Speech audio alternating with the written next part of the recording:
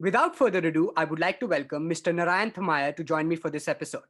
Thank you so much, Narayan, for joining me. It's such a pleasure to host you. Thank you, Jagveer. It's an opportunity to come here and share my experience.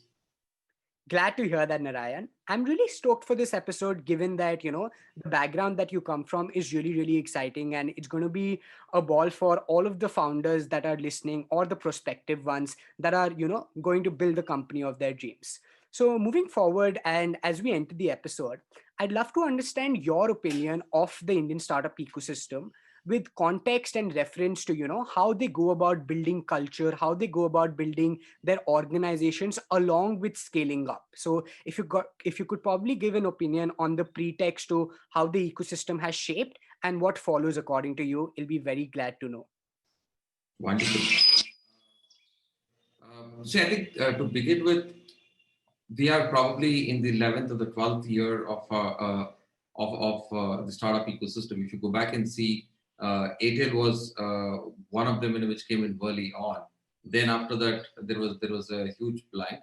And in the last, I think I would say from 2006, 2007, starting from Flipkart, Myntra, bookmakers of the world, we have a lot of startup companies coming in trying to solve some very interesting problems, and then making our lives much more easier, making money for themselves, making money for shareholders.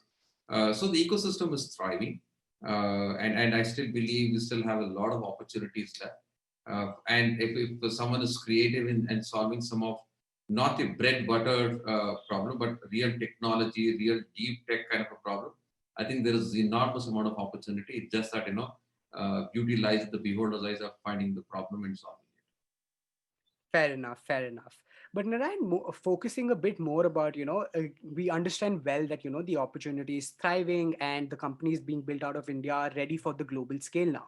But talking a bit about, the culture concept, the hiring concept, and things that we will dwell upon further during the entirety of the podcast, would be interesting to know how companies have started taking these concepts more seriously and have started setting the narrative right, according to you, in the Indian ecosystem. I think it's globally. As I said, it's exciting. It's a happy moment. It's anxious and it's emotionally very draining for founders to go back and start a company. And we need to congratulate and appreciate people or human beings who take the entrepreneur journey, because it's a tough journey. Now, let's not forget, the journey has multifold opportunities and approaches. And to make it more simpler, I would say the founder starts looking at a product, which means that a product makes his priority. And then immediately when he gets a little bit of a product, then he looks at it, okay, can I make a little profit? Then he moves to looking at profit. Because if he gets a product and a little bit of profit right, then automatically he can go back to VCs, angels, or investors to raise money. If he doesn't get this product and a little bit of a profit of pricing, then he won't be able to raise funds or make money during the process. So, which means that the priority of people, product, profit, and people is always the last. And this is a journey of every early stage company, which means you start from seed to Series A, Series B. The priority largely is going to be product, profit, and people. Now, suddenly, after product market fit or getting a good valuation at Series B and Series C, the founder's opportunity completely changes, because he is largely is in control of the vision of the product and the company, but he'll not be able to have full control on the human beings or employees working inside the organization, because then he'll have second and third line employees and managers. So he needs to flip the organization to people, product, and profit. And this is where largely organization, in my mind, who have transitioned well, have been able to build great organization versus great business. Right, right. So yeah, that's the transition from, becoming great leaders, how founders actually transition to great leaders. And that's really interesting to understand. And I remember, you've written a blog around it, which is really great. So I would encourage everybody who's listening to also refer to that blog. I'll probably pin it to the description of this podcast.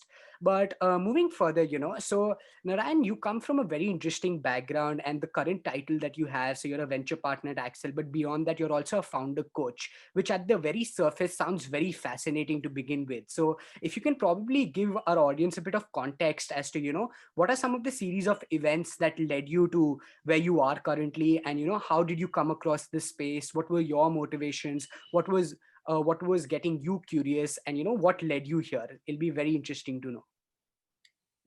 I think it's a long journey. I don't want to take all the 40 minutes, to talk about my history. But to Right. give you a snippet, as knowledge workers, knowledge is a very important key for growth for all of us. And I'm always thriving to learn new concept, new analogies, and new way of life. The reason being is, as knowledge workers, that's what gives me kick out of what I do.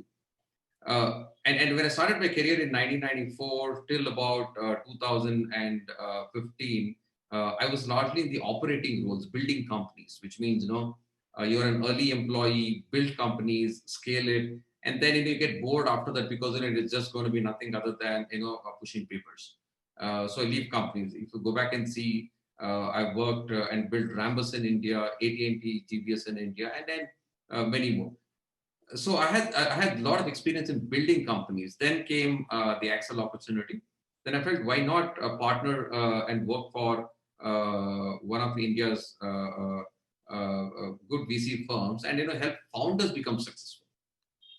Now successful is a denominator of building great companies, and they becoming great leaders, and then making sure that the employee ecosystem working in the startups thrive, make money, be happy, and then learn to be knowledgeable. So this is what success means. So then I picked up this opportunity, and in the last 5 years, after working with a lot of founders, one thing I realized was founders need a lot of, I won't use the word support. I think handholding, guidance, during the journey of their growth. To give you a very simple example, an early stage founder is very informal in his communication, and he's good in storytelling. Now, suddenly after product market fit, when he completely flips the organization to people, product, and profit, he needs to have a great vision. He needs to have a strategic thinker. Now, in a span of 2.5 years, he needs to transition himself to be from an informal communicator to a formal communicator. He needs to have executive presence, and he needs to be a strategic thinker. He needs to have a vision. Now, this is not something which many of us, including me, I took close to 20, 25 years to evolve, but if someone has to do this in 2.5 years, it's extremely hard. So then I felt there's a great opportunity to work with founders, help them transition in their journey to become great leaders from founders. So that's how I'm working with founders in transitioning them to be great leaders. Right, right. Very, very fascinating and very helpful, I'm sure, because as you said, there's so many obstructions or so many challenges in the pathway of an entrepreneur, and to have support like yours must be a treat. So glad to hear that. But stemming from them, I'm just curious about, the venture building model in the Indian ecosystem, as to how, how venture funds are starting to work with, founders closely with their portfolio companies and help them evolve through the journey of their company. In concept, how much of time has it been to evolve and set in the Indian ecosystem as a concept? And if you can probably tell us, what that entails as well, just for the benefit of me as well as everybody listening in the foundational setup. Venture partners slash operating partners largely come from the evolution of supporting founders from the operating arena. Now, what does that mean? In the journey of a founder, the founder might be a domain expert, either in technology, product, marketing, business, whatever it might be. But there are a lot of other allied functions which he needs to learn quickly and then master the art of making decisions. Because at the end of it, only then he'll be able to make the informed decisions. Uh, Now, that is where the evolution of venture slash operating functions came into play in the VC fraternity. While operating experts like myself, or marketing gurus, or technology professionals, they all became partners of venture firms to support founders in all these journeys, because probably they have a greatest idea, but how do you scale it effectively? And there's a lot of learnability. What happens is, let's say you've looked at a problem in a company X. Now that completely meets the requirement of a company Y. So that means that there's an easy translation of information, easy transformation of knowledge. from company A to company B on best practices on how a problem can be solved than reinventing the wheel. So in that context, VC firms started hiring, or I would say I was the first guinea pig to be hired in the VC world in 2015. And when I look back, I was, and this was something which my colleagues used to say. Narayan, we used to go back and look for venture partner / chief people officer. You're the only guy in the VC world. What do you do there? Are you are you going to manage the 50 people inside a small VC firm, or are you doing something else? So that was a joke around in 25. And 2016, 2017, I see a lot of other VC firms, hiring operating / venture partners to support their companies. But the journey is exciting because if you go back and see A16 Z has close to about 70, 75 operating / venture partners as compared to just about 24, 25 investment professionals. So it's the philosophy of the fund and the philosophy of the organization in their approach to support founders in the journey to become successful. Fair enough. Right. I get the concept better now, and goes to show that, like capital is not just a means to just, take it as money, as an asset. Like there's so many resources that come along with it. And it's great how, Indian firms are also stepping it up and actually playing a support system to the founders that require it. So glad to hear that and glad to gain clarity over it.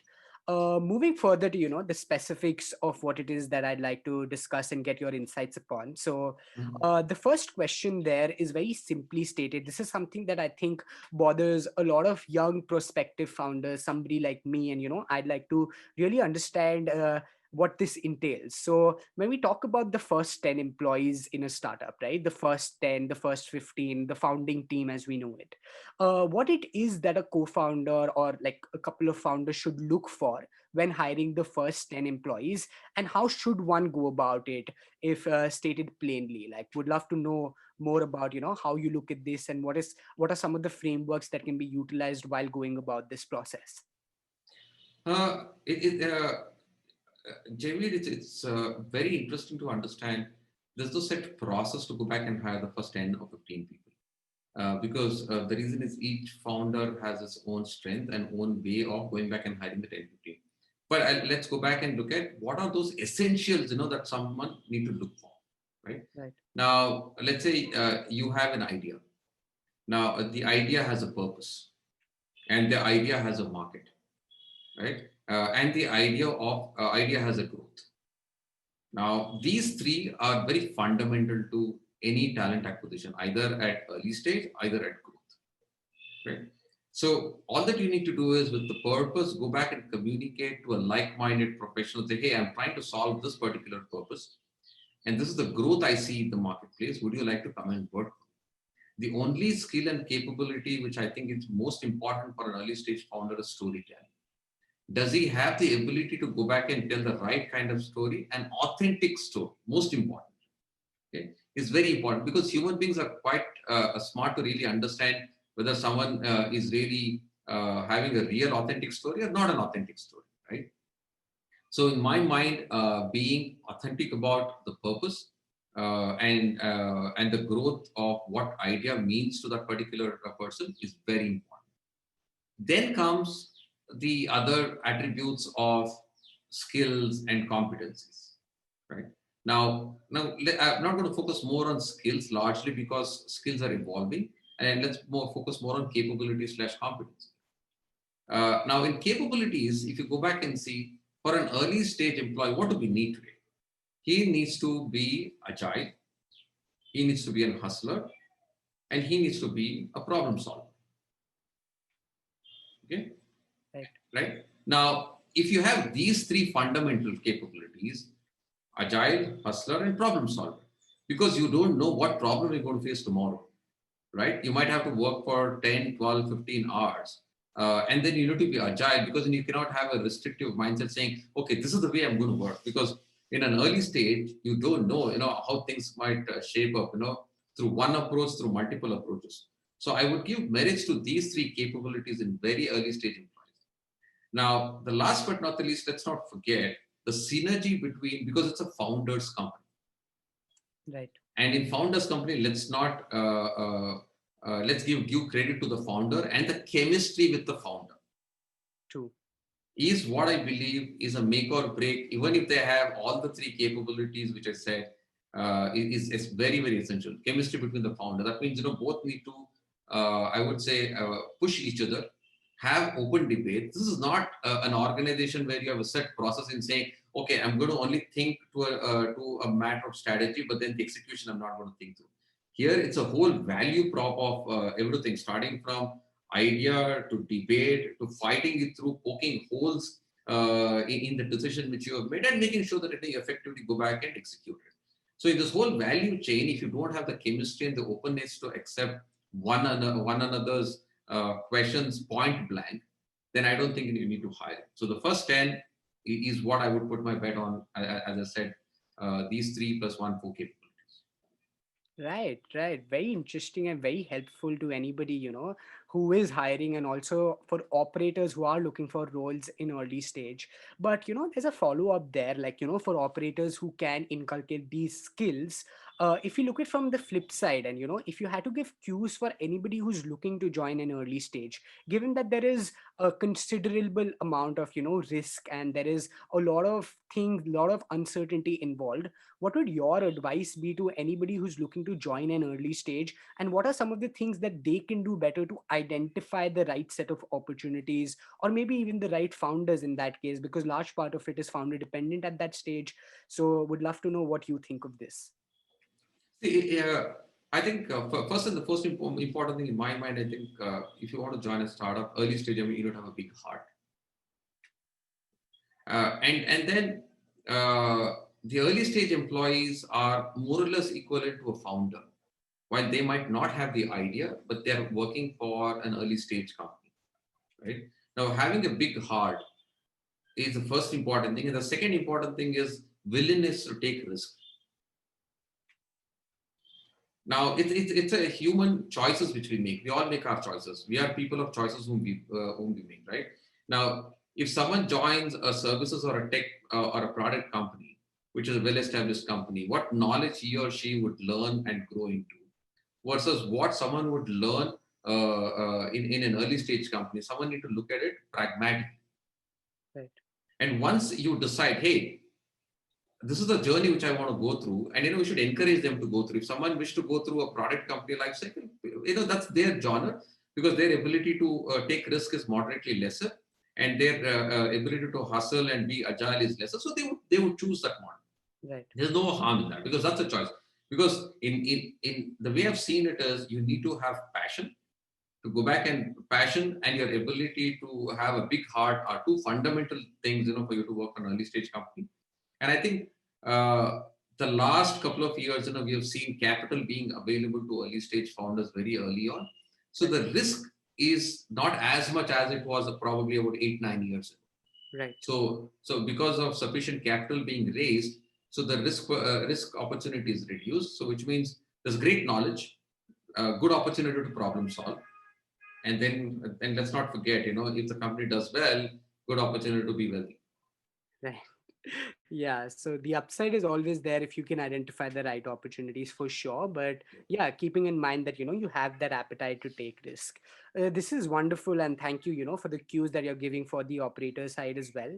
But again, switching back to the founder mentality and how founders can go about certain things. So there are these two contrasts that I want to mention, and would love to understand how you look at them. So, and there's this constant debate around it. There's a lot of things written about it also, but would understand better from your lens as well. So when we talk about specialists and generalists, right?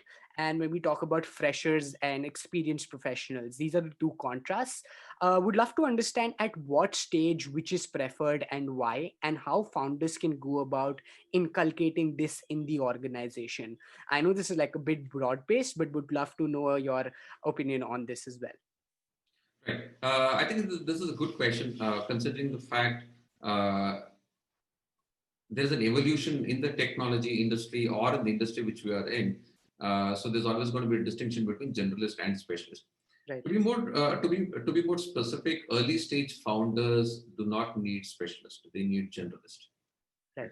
Now, because one, generalist sometimes might not be able, a specialist might not be able to hustle, while generalist might be able to offer a wide spectrum of execution opportunities for a founder. Right. Now, coming back to specialists, the way it funnels out is, I think the first 3 or 4 years, organizations can perform largely with generalists Okay. because they're still trying to find out the right kind of product market fit, right market channels to go about, right kind of architecture and things like that. Now, at certain scale, let's say if someone is looking at a million users of logging at the same time, and at that point of time, generalists might not be able to offer that opportunity to build a technology architecture for that. So at that point in time, you might need a specialist. So Right. each and every organization needs to take an informed decision when to bring in a specialist based on the industry they are in, either in SaaS, either in consumer or fintech, because they know their scale pretty well, and they know till when the capability of this generalist is going to fade out, and that is why leaders being informed of what is really happening inside the organization is extremely important, and so that he can make an informed decision of bringing a specialist at the right point in time, so that there is no technology downfall and the customers are not unhappy with the service you're offering. So I would say it's a marriage at the right strategic point. So it's very hard to say at this point in time you need to hire a specialist. To give you an example, let's take a gaming company. Now, in a gaming company, user experience is a very important part. Right. Very, very important, right? Now, you might need a specialist very early on. Right. For a SaaS and a consumer company, you probably need user experience person full time, probably at scale or good, but in early stage you can do with consultants, and you can do with one or two generalists who can probably give you that kind of insight, right? So it's a strategic decision which the founders need to make based on when exactly he wants to bring in that newness into the user experience practice. Right? So hence it's very difficult to say at this point in time you need to hire a generalist or a specialist.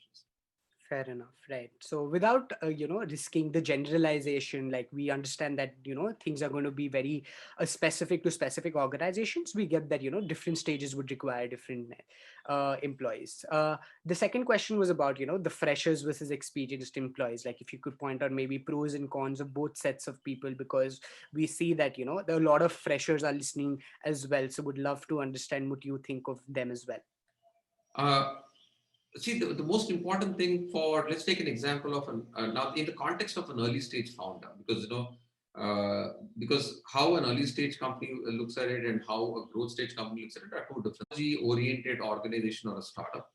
Hmm. Out of the founder has, let's say, a 10-member team. Out of 10 people, I would say 9 would be employees who are going to be hired, or the key employees are going to be hired. Out of that 5 engineering folks, in that particular organization, I would say the founder need to look at 2 or 3 freshers. I'll give you the reason behind it. Is that what largely happens is in a high technology demand market, which means we are still looking for great technology people across India. That means in each one of startups, large companies, mid-sized companies are all looking for technology. Right. Now, and considering that, as I said, always, as a founder, you need to keep looking not for today, but 12 to 18 months down the lane.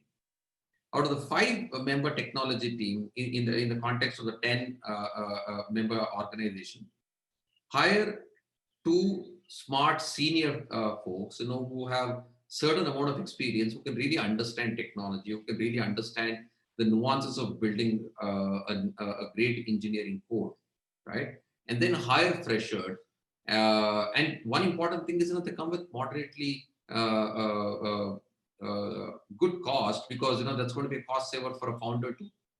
Okay? And then bring them on board, shadow them for 6 to 8 months, and in 6 months they become productive. Because what largely happens is, after about 2 years, the senior member in the organization, if he decides to quit, you already have institutional knowledge built inside the organization, which can take over and make the engineering code scalable. If that institutional knowledge is missed, then it is very hard for you to go back and redo and rebuild the team. So follow the same process. When there are 5, I would keep it as 60-40.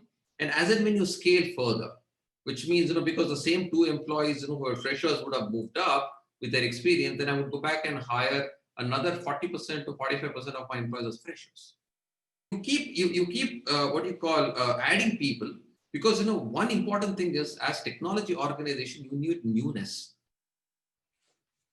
And newness to debate, newness to create ideas, newness to go back and challenge the status quo. And if that newness is not bought in, and if you don't have the culture to go back and debate and have good conversation within the organization, the newness will be lost. So while the scaling happens, your culture of having those open conversations becomes extremely essential. So I would say, by about in growth stage, if you go back and look at the organization design, you need to have 25 to 35% would be your freshers, then you have your 25 to 35 would be your mid, and then you have your senior, your probably little above them, and you'll have another 15-20%, and then 10% as your top management. So Right. it'll actually lead you to an org design, a healthy org design of knowledge and younger workforce, because what we thrive on is agility and hustling. That's something that we should not forget about, even if you're in growth. Right. Fair. So that remains constant, and you keep making a process that keeps refurbishing your newness in the organization. Very, very true. And I love the fact that love the word newness and being able to have those open conversations, which is really great about startups.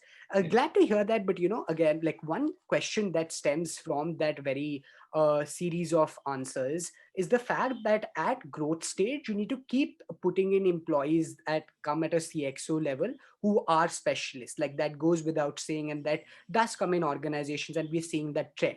So what I'm trying to eye at here is that when you have a 10-member team in an early stage, things are pretty constricted. Everybody knows about everything. When that expands to 100 members, when that expands to 200 members, things are not as transparent. Not everybody knows everything. Not everybody is involved in every decision. And when you bring in outsiders to actually come in and play roles of specialists, how do you maintain the same level of retention amongst those employees that helped you build the company from scratch, those founding team members that are now not a part of all boardroom discussions, that are not a part of all the discussions? How do you still retain them? And this is on the qualitative aspect, as opposed to that I'm sure there are quantitative things such as ESOPs. And again, I would love for the listeners to go back and listen to refer to some of the notes that you've written on the Seed to Scale blog. But how do you retain them on the qualitative aspects in the life cycle of a company? I think it's a. I think this question needs a larger debate, but I'm trying to. I'll try to concise it in my mind and then see how I can reproduce it for the audience. So the most important thing is, it's for in startup, it's not only about equity. It's not only about rewards. The most important thing, as I said, why do someone join a startup is the purpose, and what are you trying to solve, and what is my contribution in the journey of solving a problem X or a problem Y, is a very important aspect for every human being. Right. Now, and that is how organizations make employees feel valued. That means, in the journey, this is the purpose, and you are helping me solve the problem, and you've been in the journey, right? Now that is constant in the journey. Now, what largely happens is, the most important thing, which I've seen breaking down, is putting organizational practices to ensure that the purpose is reiterated, because your purpose is not going to change. From the day your company starts, after the fourth or the fifth year, the purpose would largely remain the same. Probably the purpose would have been even bigger, right? Now, keeping that constant communication with the employees, engaging and motivating is the most important thing. That's one of the reasons I said transitioning from a founder to being a leader is a very interesting journey for a founder. And if you ask me, who's a leader? He's a leader for human beings. He's not a leader for product. He's a leader for an organization, right? So he needs to have the ability to go back and recreate, re-energize a team on the same purpose and the vision which he or she is going to build. So that is constant. Now, while that is constant, what largely happens is, then you have your organizational processes. there are some very interesting processes. Let's talk about OKRs. Now, everyone wants to know what I am contributing to the organization. True. If I know what I'm contributing to the organization, my stickiness in the organization is much more higher. Right. If I don't know every time, that what am I doing and where and how it is connected to the value chain of the organizational goal, then I'm diluted in my mind about my own value contribution, right? So putting those at very early stage OKRs, and the second most important thing after OKRs is, are you building emotional connect with the human beings as founders, as leaders? Okay, because let's acknowledge you spend about 12 to 18 hours working together. It's just not about data. It's just not about numbers. It's about, are you having fun? If you don't have fun, if you don't have the emotional connect, then I don't think that any organization which has been built can survive, because that emotional bonding cannot be leveraged for money. I can give you some examples.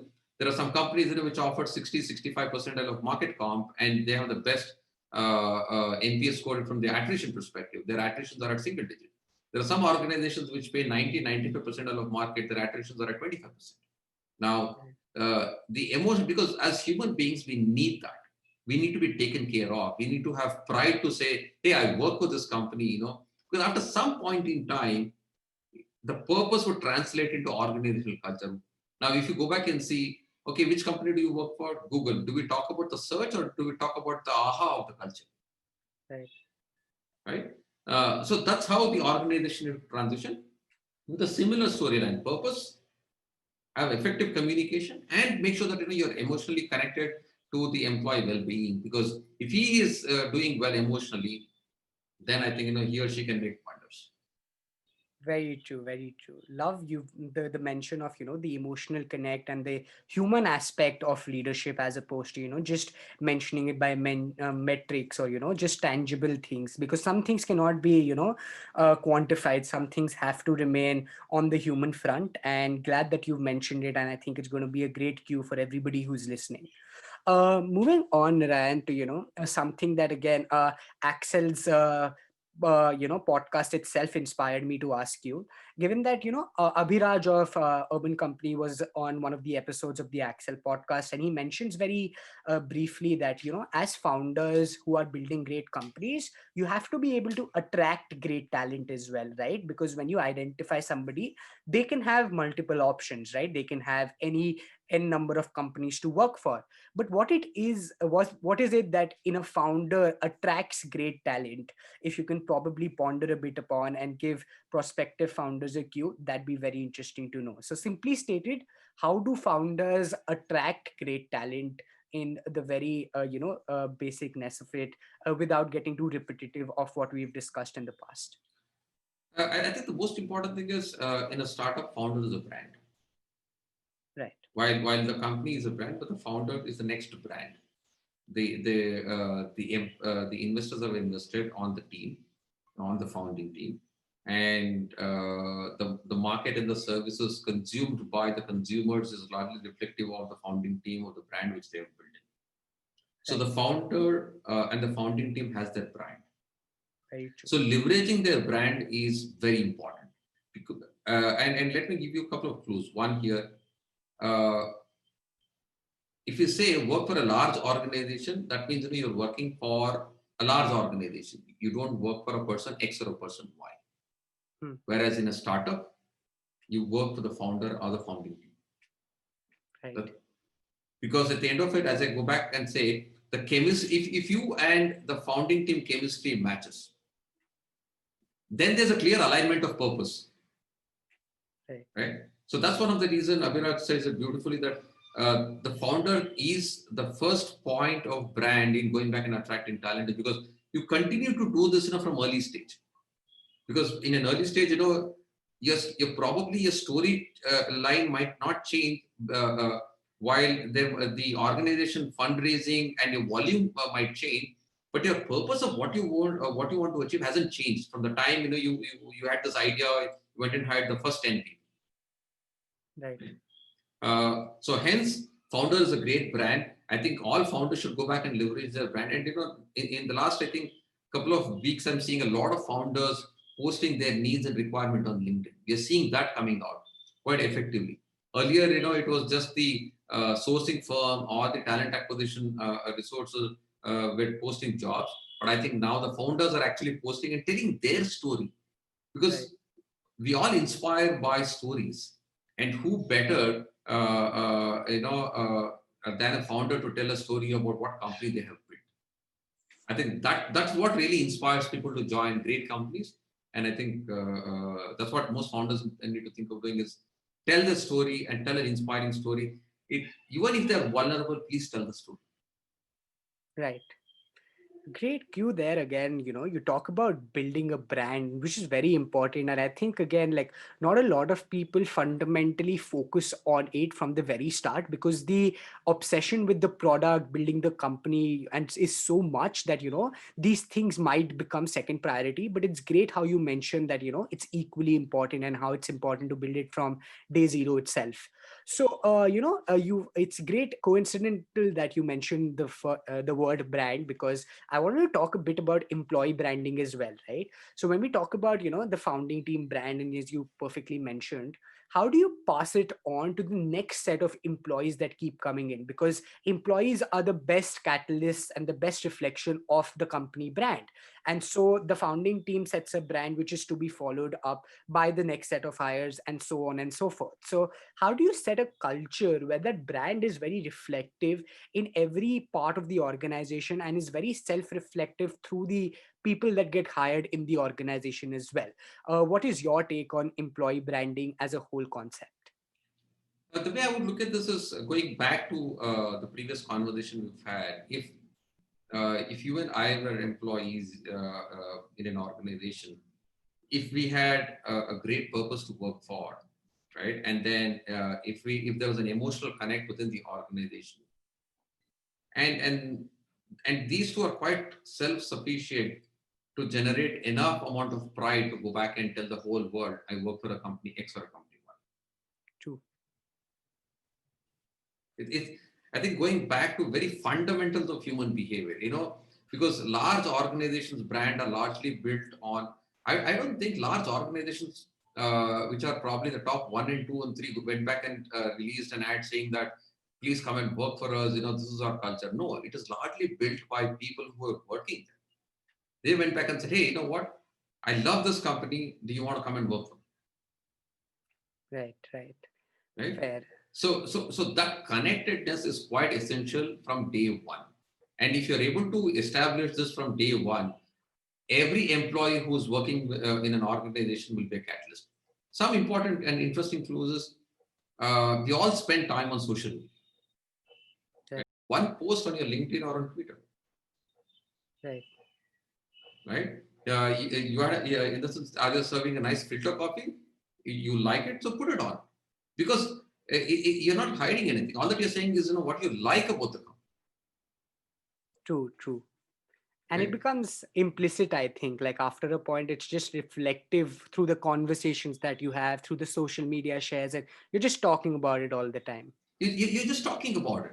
And just imagine, if you have 100 followers, and 100 followers have probably thousands of connections on LinkedIn, and look at the way this particular post is going to become viral in itself. And each one posting one good thing about their own organization. And certainly, with a lot of things happening, I think employees should be able to look at some good things inside the organization. Yes, I do understand a lot of people crib about many different things, but organizations are doing every possible efforts to keep their employees happy. None of them want to leave. None of them want their employees to leave, right? But I think we should also support as employees for employees in the journey to make sure create brand. And as a matter of fact, I can give you an example. In one of the work which we did, uh, the talent acquisition cost was very high because the employees were not branding the company. We went back and said, we're going to pull the same money back to the employee benefits if the talent acquisition cost gets reduced. Employees came forward, and we were able to generate and hire a lot of people at a lesser cost, and the same talent acquisition cost was passed on to the employees as employee benefits. So you can be Right. as creative as you want. So Right. Yeah, creativity remains a constant, and it's great to understand that, like it goes back to the fundamentals. I love how you mentioned that. And, if you keep going back to the basics and, think of it from a first principles perspective, you can always generate your way around it. So glad to hear that. Moving ahead, Narayan. So this is one thing that again, the adage, goes about that the only constant is change, right? So stemming from that, a couple of folks have mentioned about this as to, as you scale up a company, the culture has to evolve as well, right? So as founders, how do you make sure that, you keep that lean attitude where even when the company is scaling, you can focus on culture and make sure that it's evolving at each stage, and make sure that you're reflective of it and not sideline it at a stage when a company is, suppose, blitz scaling? Because as you mentioned correctly, eventually it's about building an organization for the future, building an institution, not just looking at the short term. So would love some of the cues that you've seen in founders, how they've been able to, maintain the culture, evolve it, and be reflective of it even at scale. first, the most important thing is to be, each founders are very different. Right. Now, it's a founders company, hence it's a founders culture. Now, in that genre, the important thing is, I think the founders first write down what are those capabilities which they don't want inside this company. What Right. are that they want inside the company? Very clear distinction. Right. Fair. Okay. To give you an example, someone would say, "Hey, you know what? I want someone who's agile, who's empathetic, and who's empowered." Some founder would say, "I want someone who's audacious, who's a big thinker, who can come back and question." Right. Right now, getting those what's going back to the same first principles. Do you know what kind of people you want to hire? What kind of human behaviors you want to hire? Because this would stem into a culture. Right. Right? And then the next important thing is how the founder does walk the talk. Right. If the founder says, "Hey, I'm going to do this today," and if it doesn't do it, and that becomes an organizational culture, everyone would say, "Ah, okay, fine. Founder said this, so and he's not. That's okay. That's a leniency which we get, and that leniency would continue to become part of the culture." Right. If, Right. if the founder is very authentic in saying, "Hey, today I have this difficulty, and I'm going to go back and talk to this particular customer, so in solving this," that means, just look at the kind of confidence the team below. Okay, fine. So next time when he says, "Hey, you know what? I'm going to talk to an employee who's in difficulty and see how I can help." So founders walk the talk is very important in scaling culture. We do understand in blitzscaling what largely happens is that the founder needs to focus on fundraising, growth, leadership team, and things like that. And hence in blitzscaling, he needs to ensure that the do's and don'ts of culture are very clearly articulated. And when you're hiring a lot of people, give time for human beings to unlearn. Wow. Yeah. New hire orientation is just on paper. What's the new hire orientation? Come on board, the next day you start working. No. If Right. someone needs to unlearn, let them live the world for 15, 20 days to a month in your house and see how people are working. If you come in and start working the day one, you don't see how things are working inside your house. Right. Right? Give them some time, opportunity to live the world which you are in. Right? And complement that with a story of what has been built. Right. Right? And these are very simple things. These are not hard to do things. Priorities to make this happen. I think that's an opportunity. Right. And that's the differentiator in between, great companies and, the ones that do well in terms of numbers, but do not become institutions as such. Yes. Well said, yeah. Right. So great to hear that. And I love, again, the phrase, some of the cues are very, very important here. You mentioned, walk the talk. And it's great how that is very important, because sometimes I think we tend to get, idealistic, and not just in founders. I think, that happens as a daily, in daily routine as well, that we know you want to do something, but we often don't. And that's not how we can set the right precedence. So glad to hear that.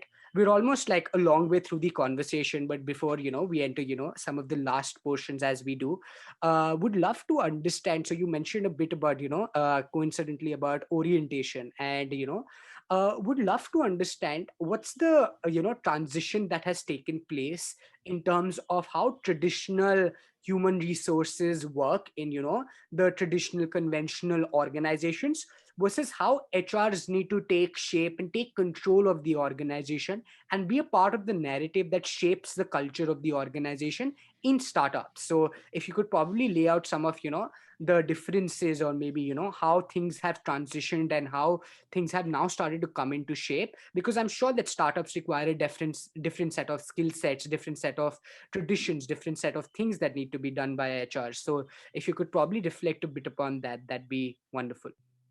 I think from the organization perspective, human resource function is an enabling function, larger objective of human resources. Fair. Now, in the context of an enabling function, it's important for human resources function to understand and ensure they have a plan in sight. What I mean to plan in sight is to give you a three-step approach, a very simple three-step approach, right? And this happens in most organizations, most startups. And early stage organizations largely do a lot of transactional conversation, which means you have a conversation for, okay, can this product work, not work? You're not thinking 3 months, 6 months, right? While a Series A, Series B companies largely get into tactical conversations because their ability of decision making would be dwelt in 4 or 5 dimensions, which means customers, investors, employees, team, and all. Then what happens is at growth stage, automatically the organization has to be strategic.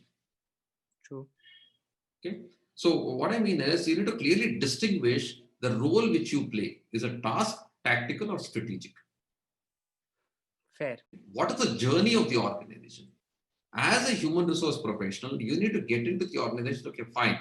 There are some transactional stuff which I need to go back and put in place. I need to have a tactical orientation to solving some of the managers related problems. And this also works seamlessly and beautifully well in the org design itself.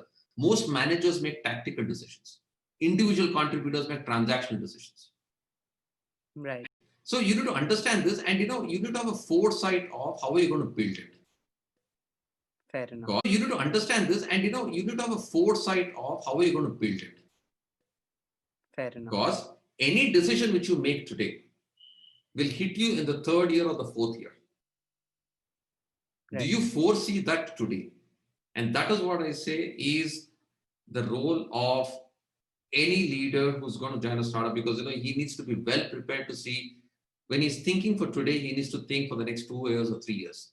Either it is benefits, okay, I'm going to build a great equity plan today. But today it's fine. Do you have the long-term visibility of what's going to happen after the third year? Because you can't go back and keep changing the equity plans or ESOP plans, because it's going to have an impact for the employees who have joined early. Right. Fair. Right? Yeah. While the same thing holds good for culture, same thing holds good for how you're going to hire and attract and retain talent. Because the fundamentals are not going to change. Right. Right. This is phenomenal in the sense that you know the fact that you kept constantly mentioning that this trait of being able to foresee things and being able to look at 10 steps ahead instead of just the next move is absolutely wonderful. And if it can be inculcated, I'm sure it's going to lead to a great amount of success in founders, startups, and in building organizations. As we go into, again, concluding phases, Narayan, one thing that I want to ask you, and it might seem abstract at this stage, but I would love to know, your opinion on conflicts in organizations. And if you have, like, I don't know if a practical example or something, but I'm sure that, there are these conflicts that happen from time to time in startups as well. If you have any cues or any insights as to how they can be avoided as a team, and what are some of the things that can be utilized to, maybe just avoid conflicts, that'd be wonderful to understand. Uh, Conflicts are a given. When there are more than two human beings in a room, conflicts are a given. Right. Right? So Listen, there are many examples of human conflict, but the way I would say is leave the person out of a conflict. Look at the goal as a conflict. Clearly distinguish. Wow. Right. In this is when we say conflict, it is not with the human being. It's with the idea, it's with the goal, or it's with the process. So have a conflict with those three, which I said, which is the idea, the process, or the way it's done, not with the human being. Once you take the human being out of the conflict, it becomes so very easy to go back and see which is right for the organization or for me, Right. right?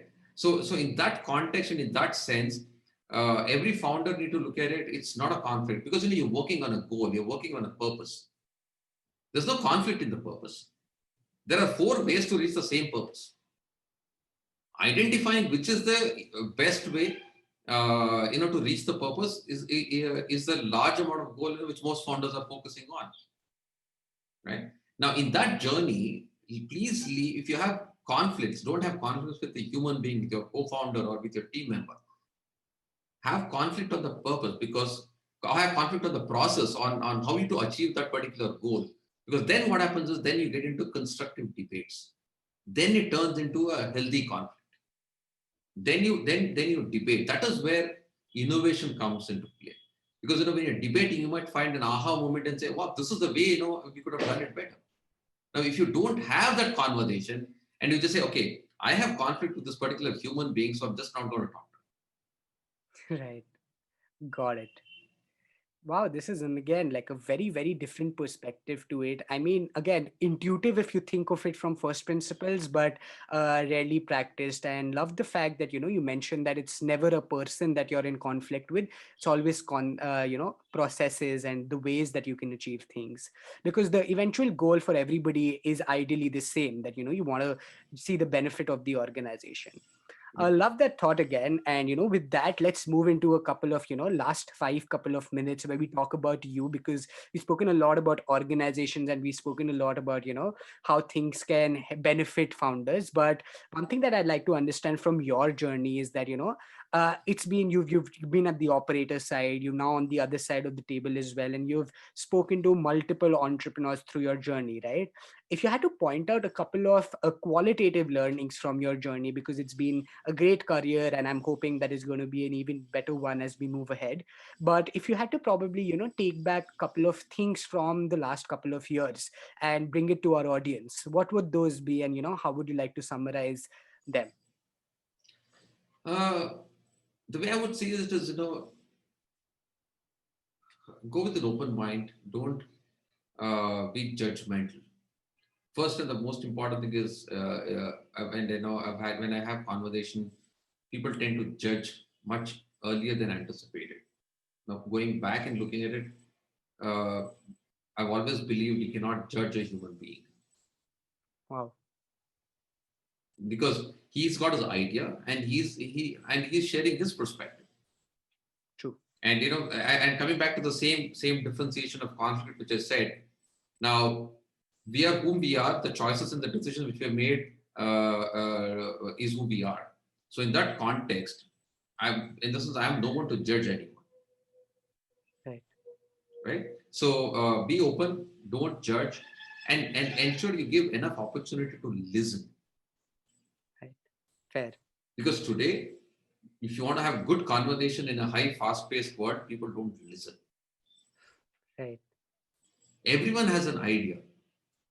All that someone needs to do is just listen, and you never know, that might be a life-changing moment for many of us, Very true. Very true.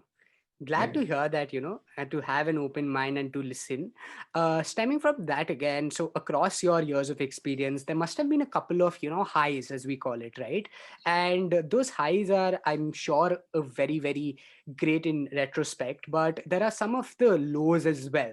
And if we may, take a opportunity to ponder upon what is your secret sauce to, maybe dealing with the lows, or maybe even becoming so balanced that you treat them as they come. So I would love to know what is your secret sauce to dealing with the lows of life as they come.